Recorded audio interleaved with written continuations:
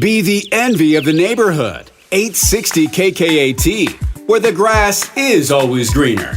Welcome to Gardening Utah. Here's composter and show hoster, Jana Francis. Welcome to Gardening Utah. I'm your host, Jana Francis. Every week here on Gardening Utah, we give you gardening inspiration and advice from experts across the state. We talk about vegetables, flowers, trees, shrubs, and of course, your lawn. Thank you for listening. I hope this show is something that you'll look forward to checking in with every week. Whether you're a beginner or an expert, Gardening Utah aims to inspire you and keep you in the know of what tasks you should be accomplishing in your yard and meet amazing, informative experts along the way. This show airs on the radio on the weekends here in Utah at 10 a.m. on 860 AM KKAT, and episodes drop every weekend on Apple Podcast, Spotify, or wherever you get your podcasts, so hit that subscribe button so you never miss an episode. On today's show, we have a lovely chat with the amazing and incredible to listen to, Nikki Hancock from Botanicals in Kaysville and Sandy, and I believe there's one in St. George. We'll hear about that in just a minute.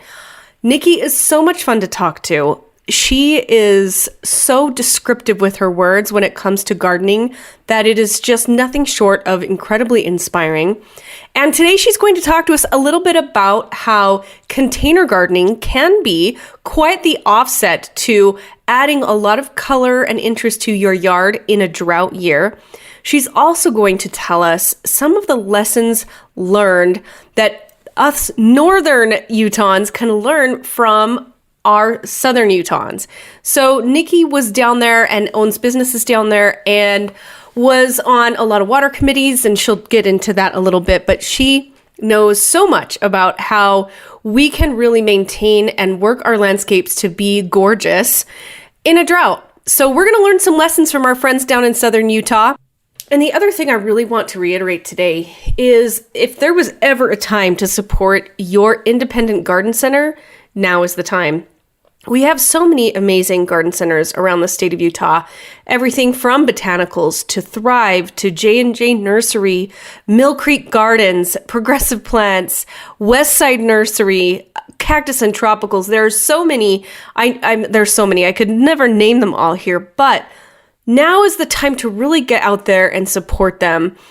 What we don't want to have happen is to have our garden selection and our biodiversity basically mandated by our box stores. We just don't. And think about how many times do you actually get helped to the degree that you should? And how many plants are being sold that don't work in our environment? How many trees are being sold that shouldn't be sold in our environment? So I'm going to step off my soapbox now, but I am just going to say that go to your independent garden center. They are a wealth of knowledge. They know the state of Utah. They have the most acclimated plants to our area, and they take care of their plants. In fact, the box store near me is where plants go to die, and it rhymes with hose. Probably won't ever be a sponsor of the show, but it is depressing to go there because when I do, they haven't watered the plants. It's falling down in the wind. There's no one taking care of them. And not one soul knows a thing about any of the plants. Now, we lower expectations when we go to stores like that, partially because of the price, but also because of the quality and the selection. But we need that expert advice. We need the knowledge, the wealth of knowledge here in the state of Utah, and we need the native plants that are acclimated to our area. I could go on for an hour, and we'll get into it a little bit more with Nikki, and she has a very unique way of explaining this, which is much more intelligent than I. And we're going to get into that after this, right after the tip of the week. 860 KKAT with your Gardening Utah tip of the week. My tip of the week is pick a bare spot in your yard or a container and do our pollinators a favor and plant some zinnias. Now, Zinnias are an annual flower, and they are dazzling in themselves. They are very colorful, and their true beauty lies in the attraction of all of the beautiful life forms that love to visit them. In fact, the Monarch Butterfly Garden website says zinnia flowers are a must-plant annual for the butterfly garden and a favorite flower of monarchs, swallowtails, and those hyper-winged hummingbirds. Bees also should be added to the list. And although the all-important honeybee and bumblebees are attracted to zinnia flowers, a lot of types of solitary bees are as well.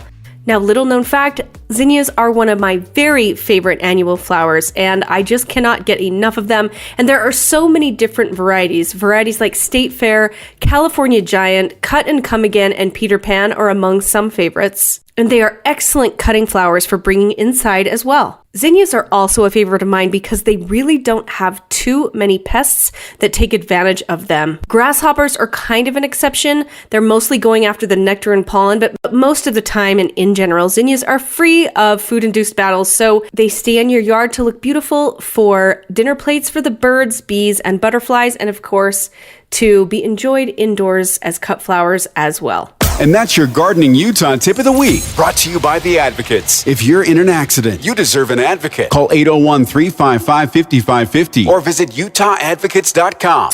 Never miss a tip for your garden and never miss an episode. The Gardening Utah Podcast with Jana Francis on 860 KKAT. Well, Nikki, I'm so happy to have you back on Gardening Utah.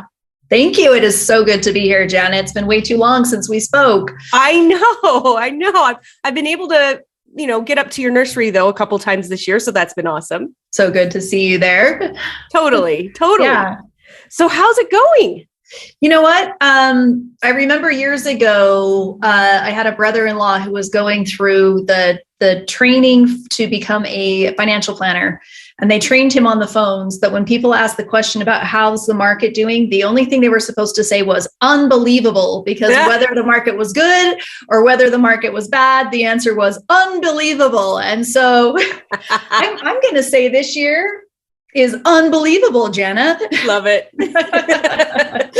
Yeah, it's definitely been different. And I think like so many businesses, homes and families, everybody is navigating new territory in a like pre, during, and post-COVID world. And, supply chain issues and labor changes, all kinds of things make it so that it's never a dull moment.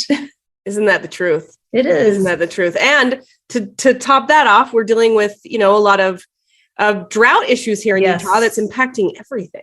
It really is. It really is. And, that's one of the things that we have seen at our garden center this year is, first of all, I want to say kudos to our water conservation districts and our friends who are helping us make responsible choices about the precious water resources that we have, because they have done such a good job at messaging the conditions and really helping people become be aware, of the real crisis that we are in where water is concerned. Yeah. However, we have seen some things that maybe there's a bit of a disconnect with how people take that information and then put it into practice. And so I'm excited to talk to you a little bit about that today. And I know you're the ones that's supposed to be asking me the questions, but I'm curious if, with your broader perspective, what you have seen in the people that you've been talking to and the feedback that you're getting. Well, I think there's just a lot of general confusion, and that's where I think this episode is going to be really helpful, because I think that there's a lot of guilt around, oh boy, my grass is green right now. Should it even be? Or so there's some guilt going on with if you're tending to your yard, and last week Cameron and I talked about it as well, that it's not necessarily the enemy, but there's ways that we can do it and still be very water wise and, make a positive, impact. Yeah, absolutely. Absolutely. And, just like the phrase, the best time to plant a tree is 20 years ago, the best time to make sure that you have a yard and that you're the personal ecosystem that you're creating around your home and that you're curating for your home is something that is built for the conditions as they are changing, because we've seen dramatic changes along the Wasatch Front in our availability to water and temperatures creeping up there. Last summer when I was here, it felt like a St. George summer to me. It was really toasty last year. Yes, it was. And so, we've had a lot of really interesting and unpredictable spring weather this year, and we will take every drop and be so grateful for the moisture that we have received. But there's a lot that we can do to help empower people to make great choices that support a robust ecology, that don't just convert us to boring rocks and gravel for landscape, still provide cover for our pollinators, that don't create heat zones that spike the temperatures around your house and your AC. We can talk a little bit about some of the studies that have come out of Las Vegas with regards to that, because the data is there. It's 30 years old. Wow. Yeah. So let's hear it. Giving people good information. Yeah. Let's hear it. Okay. So if your listeners don't know, I moved up to the Wasatch Front last year. We have historic family businesses along the Wasatch Front, but I've spent the last 20 plus years in Southern Utah growing our business. And so, drought, no sweat, man. We totally know how to do drought. And it's been really interesting. There's a lot that we've learned, but I had the honor and privilege of serving with the Washington County Water Conservancy District on committees, the implementation of local scapes for Southern Utah, and being a part of committees that would actually review and make the decisions based on the data in terms of what recommendations we were going to make to the community at large to help conserve water, what measures are effective. So we really studied things from around the country and saw what kinds of programs work and what doesn't. And we studied very carefully information that has come out of Las Vegas, because they are even hotter than we are down in Southern Utah. And about 25 years ago, Las Vegas made mandates, and everybody ripped up landscape, ripped up all the trees, ripped up all the grass, and replaced it instead with rocks and gravel and extraordinarily xeric plantings. Now, don't get me wrong, I love xeric plantings. I love the architecture of desert plants. However, you fast forward, and even accounting for the differences because of the population boom that's happened in Las Vegas, unfortunately, the result of ripping out all of the green is a 30% spike in energy use to heat and cool buildings and homes. And because Vegas is fed by hydropower, they are actually using more water now than they would have had they planned more carefully to create an ecology around buildings and homes rather than just going straight to rock. Whoa. Yeah. That makes so much sense. Right. And it's one of those things you don't think of until you start looking at the numbers and going, oh my goodness. Yeah. What were we thinking? Right. Plus it's not as attractive. It's not as welcoming. And, and it's just plain hot. Yeah. I was going to say, it just is so, I think of going to Las Vegas, and that's all I think of is, just searing asphalt. Yes. Yeah, it's true. So anyway, I think that, like I said, it was really a great privilege to be able to study those and be a part of groups that were making recommendations for Southern Utah residents about how to do it right. Full kudos again to all the conservation districts for putting together these local scape programs that show you how to do it well for your region. Yeah. And how to maintain it, because it is about creating a balance, and it's not about stripping away what we have. It's about planting things that are adapted to survive where we are. So, I mean, I have huge soapboxes around a lot of these issues. And I love it.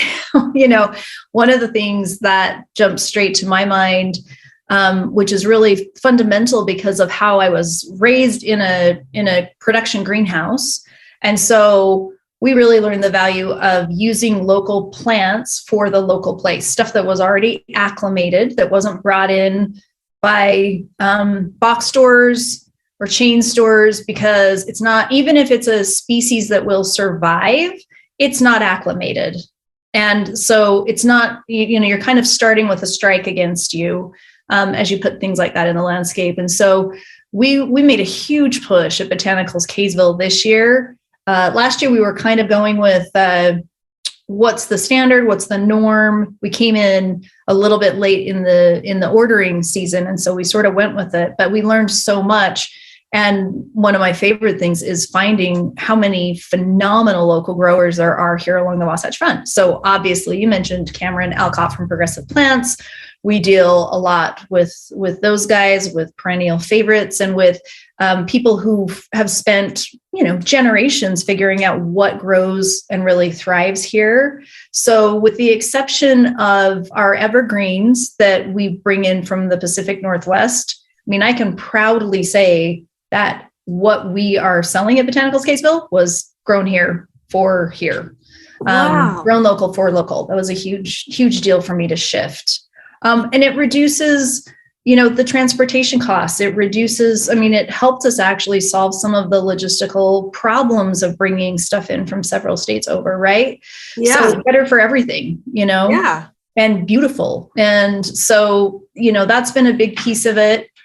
The other piece is just knowing how to plan. And, down in southern Utah, everybody has drip line installed. That's a new thing for many people up here along the Wasatch Front. Yes.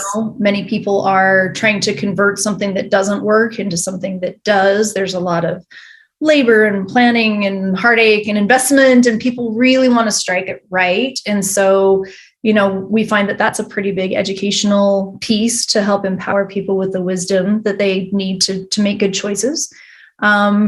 And then start building those ecosystems. I currently live in the Sugar House area, and it's really fun to walk around and see the early adopters of native landscaping that are 7, 8, 10 years old around here. And they are beautiful, and so and you just see the butterflies and you see the hummingbirds, and you see nature really thriving around that instead of, again, just a barren rock.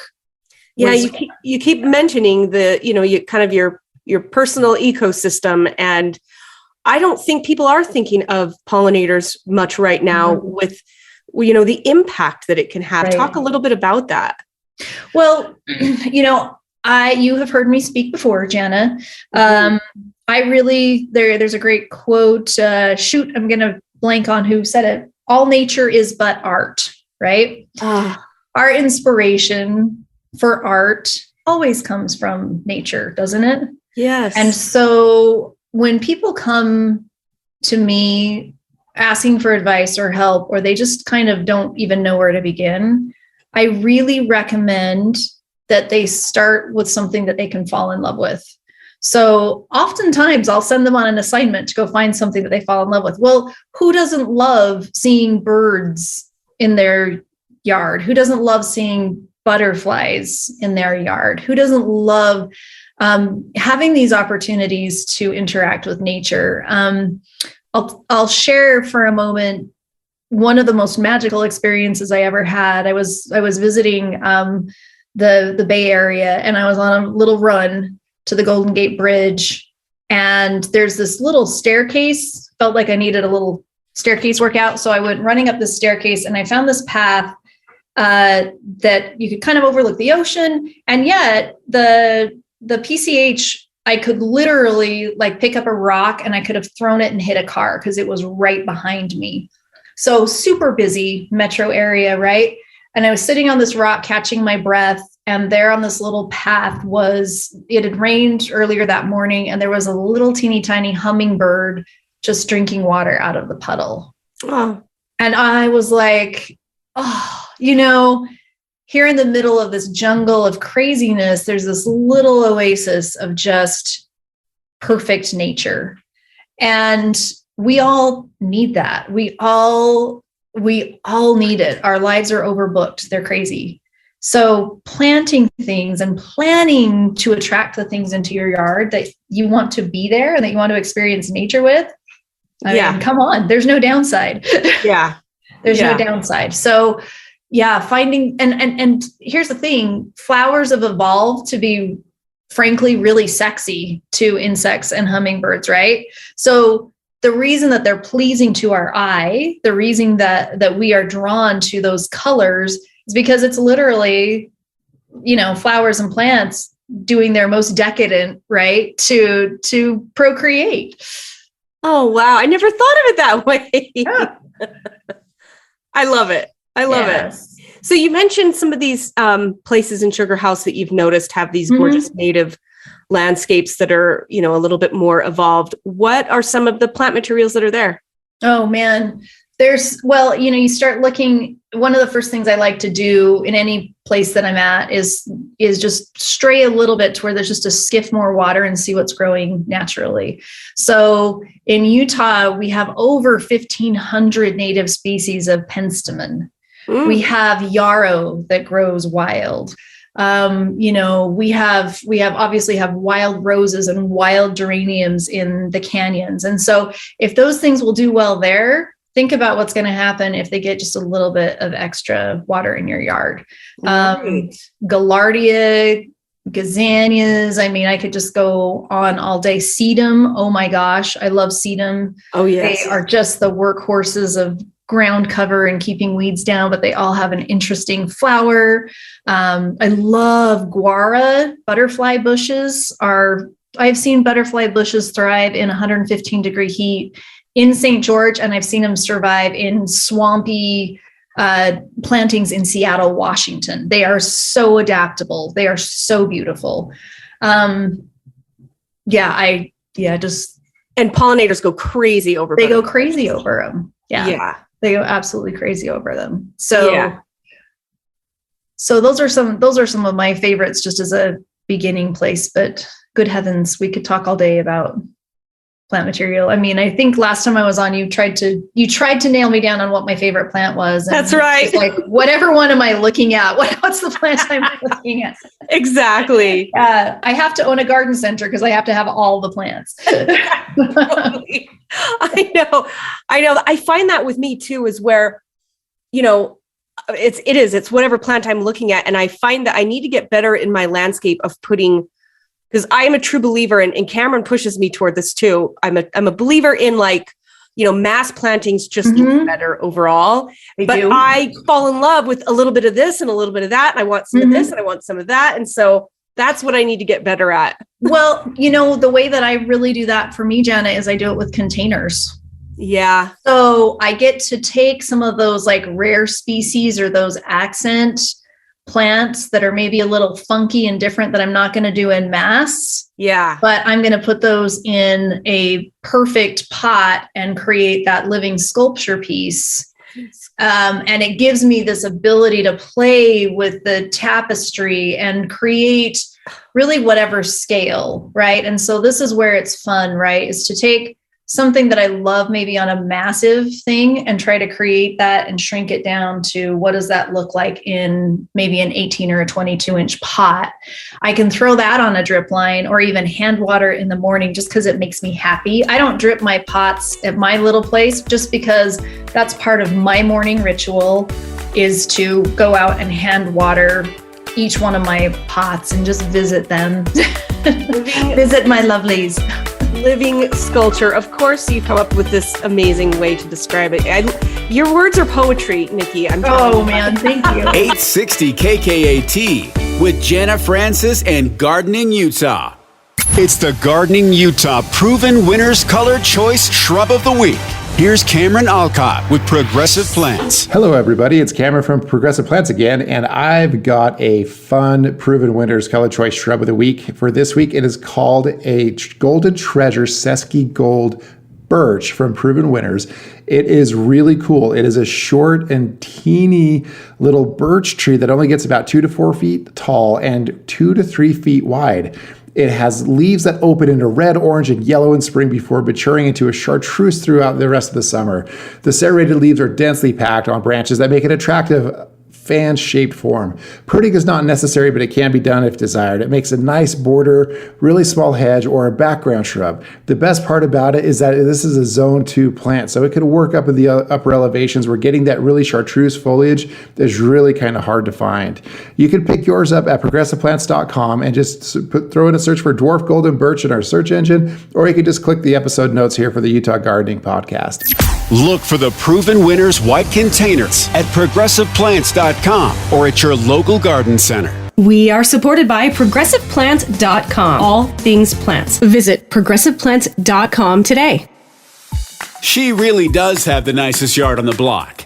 It's Gardening Utah with Jana Francis on 860 KKAT. Welcome back to Gardening Utah. I'm your host, Jana Francis, and with me here is Nikki Hancock with Botanicals in Kaysville, and we're having such a lovely discussion, and she's so, your words are so poetic. I mean, we were just talking about how she said how containers can punctuate the landscape. What? I mean,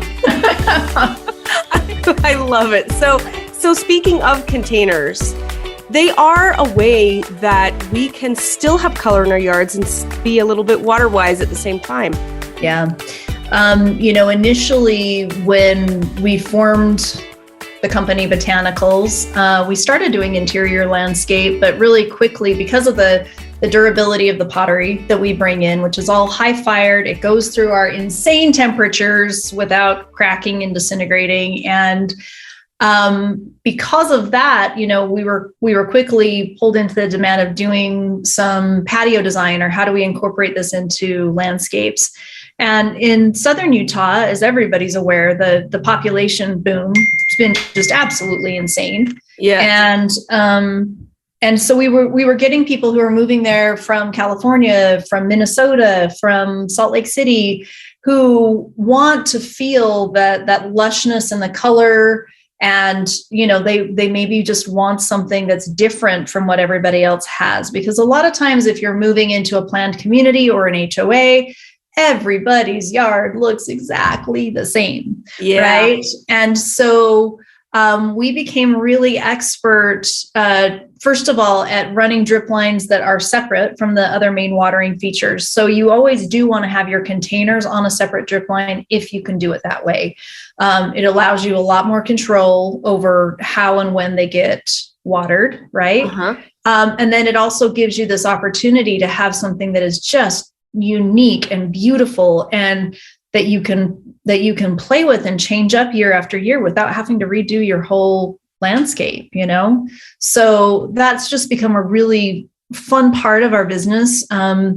I love creating outdoor living spaces. And one of my goals as a designer with interior-scape has always been to look at what's outside the windows and try to mimic that and try to make the glass disappear so that you have these gorgeous transitions from indoor to outdoor. And so when we're working with patio design or like a welcoming front porch, what do you want to be around? What do you want to smell? What do you want to see? What do you want to greet people as they enter your home? How do you want to guide the eye around your landscape? Because pottery pieces can be a huge part of that kind of an accent where you just have this, it's almost like a less is more thing where you just have this one thing that is just like, kapow, hits you in the face, right? Yeah. And really takes your breath away. And there's so much enjoyment. It's always a matter of scale, and you can get just as much enjoyment from sitting there and looking at, 5 acres of maybe beautiful tulips versus something that's just right in front of your face that you can really drink in and look at the details of the leaves and smell the scents, along with your pollinator friends, right? Along with of course. Yeah. What are some of your tips with regard to container planting? I mean, obviously we've talked on the show before about having the thriller and the filler and the spiller, which is a great guide, right? It really is. It's a great thing for people to think about as they're planning and planting. And it's, the E.E. Cummings thing of like, you have to know all the rules so you can break the rules. I feel like it's kind of like that, right? And I'm going to come back to the idea of falling in love. First of all, find pottery pieces that that you just love and that you dig because you're not going to get tired of them. They're, the pottery pieces that we sell are timeless. They are created in kilns that are hundreds and hundreds of years old with techniques that are passed down through the generations. And they are so beautiful and so unique. And so then you get to start playing. Last year, I think I shared with you, I had these big pots on my back deck, and I'd sort of identified that the theme I was going to go with was sparklers. And so I really tried to do plants that were like explosive, so I had ornamental onion and it was explosive. And I had papyrus grass and it was explosive. And everything that I did in there had just like these big pops. And this year, I decided I wanted two things a little bit differently. Some of the things I planted were perennial, so they were coming back anyway, which was cool.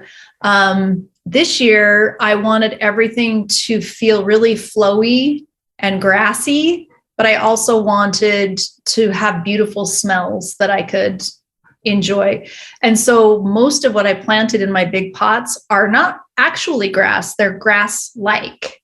Oh, but they bloom. So you say you've got your ornamental onions and you've got some daylilies and you've got these things that have a grass-like quality to them, but they're not actually grass at all. They're all going to bloom. And then I just layered in my very favorite scents. So I added a little hint of lavender and some lemon balm, and I've got some little boxwood basil in there. Just the things that kind of make my heart happy. And it is just so fun. It's just so fun to watch it evolve. It's so fun to watch it change. And, I had some ice plant that came back. I had some things that were spilling over the edge that came back. But it really is about picking a theme and you can play with that. That's the other fun thing with the containers. It's not like you might make a lifelong commitment to the pot, but you don't have to make a lifelong commitment to what's in it, Yeah. And so you can shake it up for the seasons. You can plant different things for the holidays. You can have something, I do this a lot with clients where we plant something that's permanently green. So all year round, it looks like the pots are done. They're not unfinished, but then you just play with whatever all around it, depending on how much bandwidth you've got that year, depending on how much time you want to spend on it. yeah. Maybe you're going to go to Europe for the summer, so you don't want much in there, but maybe you're going to be around a lot and you're going to have a 4th of July barbecue and you're going to have this thing and that thing. And so it's not so much work to still have this like stunning impact. Interesting. I've never thought about the theme that way. I love that. I mean, I would think, okay, maybe red, white, and blue, more like a color scheme, but I never really thought of, that kind of a theme, with grasses or with the sparklers. I just love that. It's fun. Yeah. Okay. So help me come up with a theme. I'm going to pick your brain for a second here. Okay. I have a wedding reception in my backyard in September. Okay. And I want to have a lot of containers in kind of a certain walkway. Okay. The colors are undecided right now, but I'm thinking they're going to go with maybe like a light purple and a kind of a chartreuse color and maybe like cream, like champagne color. So I've been trying to think, okay, what would look good together? Yeah. Right. Well, I mean, think about some of those awesome smaller lime green grasses, lime green sedum. I mean, talk about just a cool texture difference right there where you've got, got some grass, you've got some lime green sedums going on. And then I love for light purple, I love Angelonia augustifolia or summer snapdragon. I was going to say, what is that really? It's a great perennial. And this is what's been super fun for me too, Jana, is to start to play with the palette of stuff that you typically don't see up here, but we're bringing it up from Southern Utah because I know it's going to do great up here right now. You just don't see it. So summer snapdragon is one that we've propagated down in our growing facilities down in St. George for a long time. And it's a rad, rugged little thing. It's perennial down in St. George, but up here it's an annual, but gorgeous, and it can take the heat, and it can really, so that's a great one. And it comes in hot colors, but also like whites and soft purples and kind of raspberry colors. So that's a really nice accent piece for containers. Yeah. Of course, you always, when you're looking, you always want to look at what your sun conditions are, if you're full sun or full shade. And there's a lot, particularly in containers, where you can maybe fudge those lines a little bit more. It's a little bit easier to do that because you can, especially if you're controlling the water, just makes it easier. So those are some fun ones. And I just always like to think about what can I create that is, that's going to soften it, and what can I use that's going to give me some structure and architecture. So I usually start with the architectural plants first that give me my strong silhouettes. Ooh. And that's where, when I say the rules so you can break them a little bit, if you have the structure, and maybe you want your structure to just be boiling over down the side of the pot, that's still a structure. But think about the architecture that you want, and then you can start building your plant palette around it and get your strong pieces in there. And then you work your color and your softening around that. So way fun. I could listen to you. You're welcome to come shop with me, honey. I'm going to. We'll have so much fun. I know. No, I'm going to. I already told Cameron I'm going to work with Nikki on the containers for sure. Speaking of containers, I don't know that we've mentioned on this show that, we've got Botanicals Kaysville, but let's talk about Botanicals in Salt Lake. Okay. Tell our listeners about that. Yeah, it's been an interesting journey. So, we started with the interior landscape and patio design and fell in love with the container side of it. And so it was about 7 years ago that we bought the pottery business so that we could control our supply chain. And the gentleman who owned the store had one in St. George, one in Sandy. He didn't want to split it. And so we were like, okay, we're moving to northern Utah. So we actually bought both businesses. The Botanicals Sandy is 8610 South State Street. Many people have known it for a long time as a pottery store. Yeah. And so we've got a great collection of pottery there at and Sandy at State Street. We're starting to layer plants in. In fact, I'm hoping by next week we're going to redo our living wall inside. That's going to be fun. We'll be filming that in fast speed. Fun. But anyway, so we do a ton of fountain work there. People come and we can build a water feature fountain out of anything. And, that was an interesting question we got online. We held a fountain building class a couple of weeks ago, and somebody asked, why are you building fountains in a drought? And it's a great question. I was so glad they asked it. And the reason is because, again, we're talking about building an ecology, right? We're talking about supporting there. All of our fountains are recirculating water. So It's not like they're losing a lot of water, but so many people come and use that as a fresh water source for their animals that stay outside, their doggies, their puppies that are outside. And it's so fun to see what that attracts, wildlife wise. Absolutely. Because it helps to feed the birds. It helps to feed the bees. All of these things need water. Yes. So anyway, having a restful water feature that's recirculating is a great water thing to do to help support that ecology of your yard. So those are the types of things that we do. We are just finally getting the manpower to pull apart our collection and start moving our pots over in Kaysville. So we also have a tremendous amount of pottery at Kaysville. So gorgeous, so fun to start being able to actually unpalletize all of those big guys and get them out for people to see. And so we've got the garden center at Kaysville. Down in St. George, we have our pottery store on Bluff Street. And then we have our father's growing operations that we're in the process of helping to convert at Sandy out in Washington Fields.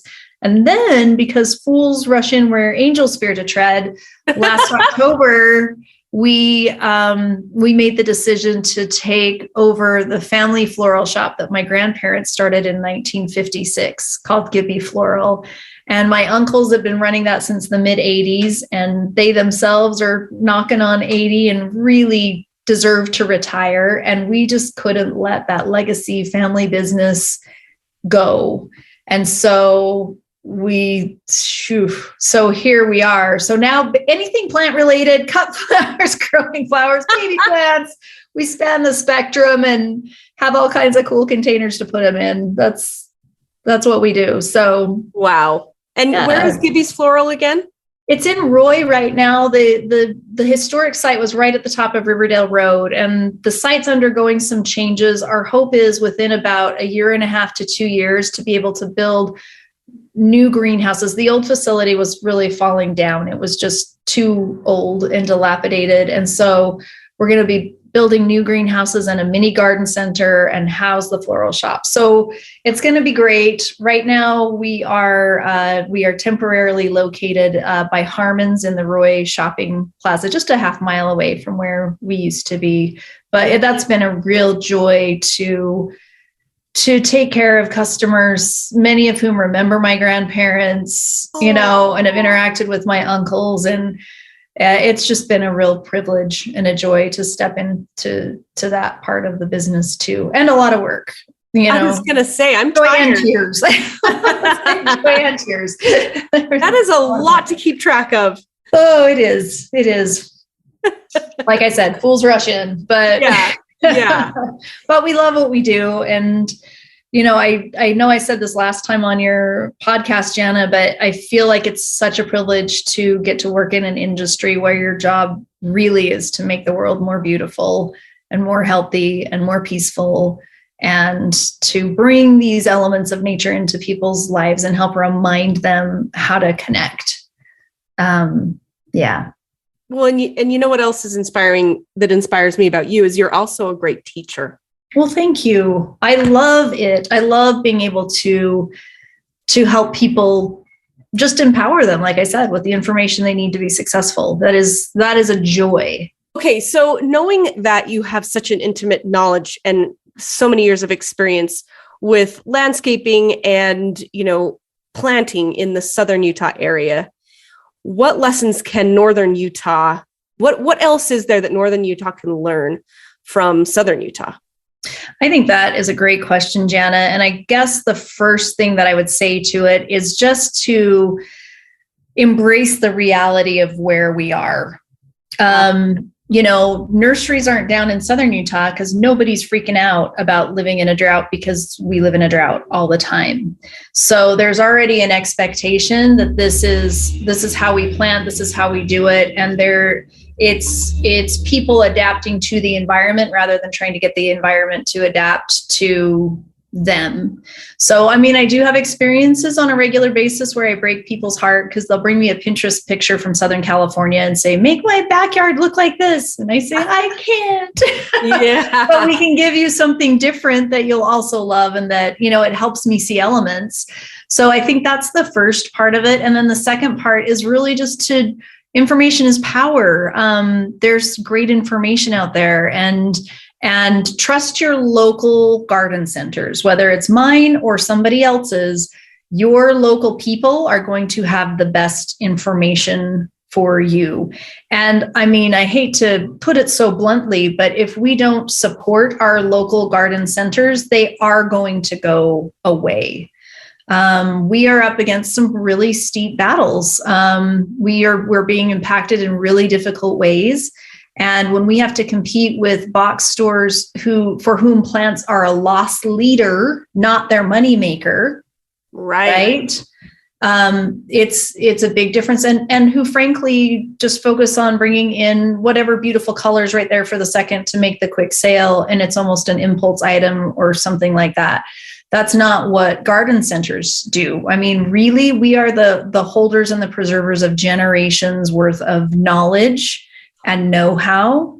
And so come and visit and take the classes and look to your resources. USU Extension Services, good heavens, you can get lost down that rabbit hole of fantastic information. Every single water conservation district, fantastic information. Go visit the gardens, go visit, USU Botanical Center, go to South Jordan and see what's working. Yeah. And the resources there are phenomenal too, to help you understand what you like, and then come and let us help you put it together. Because that's our favorite thing to do all day long, is just help people bring that magic into their lives. I love it. Well, if you haven't been to Botanicals in Kaysville, you're missing out, everybody. I'm telling you, it's joy to go there. And if you run into Nikki, it's even better time. So, thanks, Jana. Well, thank you so much for being here. One last question. How can our listeners find Botanicals on social? Okay, great question.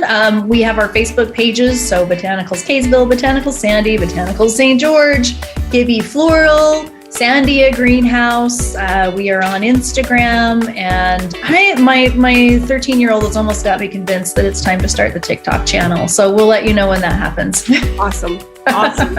Well, thanks again, Nikki, for being here. You're so welcome. Thank you, Jana. Always a pleasure. When you're ready to grow big or go home, make your neighbors green with envy. Get the Gardening in Utah podcast, Gardening Utah, available wherever you get your podcasts and at 860kkat.com/garden. We are supported by ProgressivePlants.com. They are the experts that the professionals go to for all things plants. Progressive Plants has over 1 million plants at their 100-acre nursery up in Copperton. And you can shop those plants from right at home at ProgressivePlants.com. They are your neighbors next door and experts at helping you choose the perfect and unique plants that will thrive in your location. Progressive Plants is passionate about helping homeowners, expert gardeners, novices alike choose the correct plant for your soil. They don't just grow plants, they know plants. Let Progressive Plants help you today. Just go to ProgressivePlants.com and check out their wide selection. You can also go to the Design tab and look at the expert designers that they have that can help you plan your perfect yard. Visit ProgressivePlants.com today. Download the mobile app and make it easy to shop on the go. Now it's your turn. Discover new selections and unbeatable prices. Shop Steals.com and start saving today. Steals.com, Steals.com.